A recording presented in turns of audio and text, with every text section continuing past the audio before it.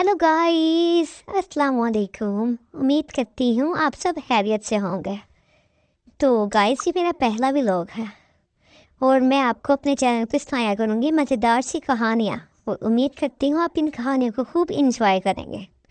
तो वक्त ज़ाया किए बगैर चलते हैं आज की कहानी की तरफ, जिसका उन्वान है खंजीर खिलाने वाला जालिम बादशाह।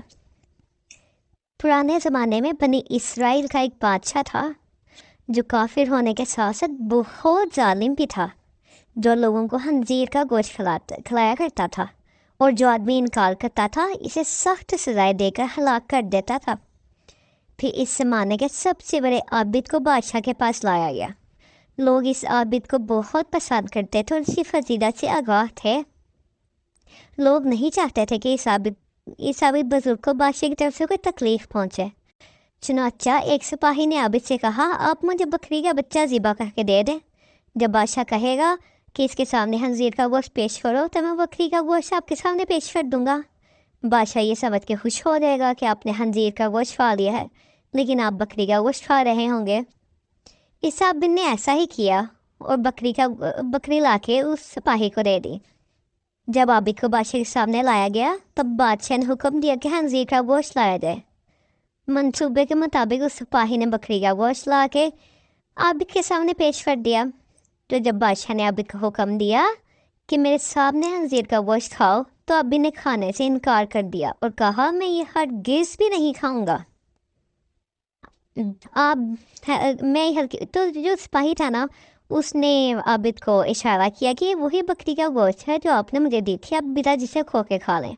लेकिन आबिद ने बादशाह के सामने खाना खाने से मना कर दिया, जिस पे बादशाह को बहुत ज़्यादा गुस्सा आया।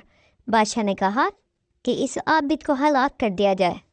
जब उस आबिद को हलाक करने के लिए लेके जा रहे थे तो उसी सिपाही ने आबिद से कहा कि मैंने तो आपको उसी बकरी का गोश्त दिया था, आप बिना जिसे खा सकते थे, और मैंने आपको खंजीर का गोश्त नहीं दिया था, आपने खाने से क्यों इनकार किया। तो जो आबिद है वो बोला कि अगर मैं ये गोश्त खा लेता तो ये रवायत बन जाती, मुझे तो पता था ये बकरी का गोश्त है, लेकिन वहाँ की आवाम को और के वहाँ पे मौजूद लोगों को तो नहीं पता था ये बकरी का गोश्त है। तो अगर बादशाह किसी और को ऐसा ही मजबूरन खंजीर खाने के लिए मजबूर करता तो वो लोग कहते, फलां आबिद ने तो खा लिया था, हम भी खा लें।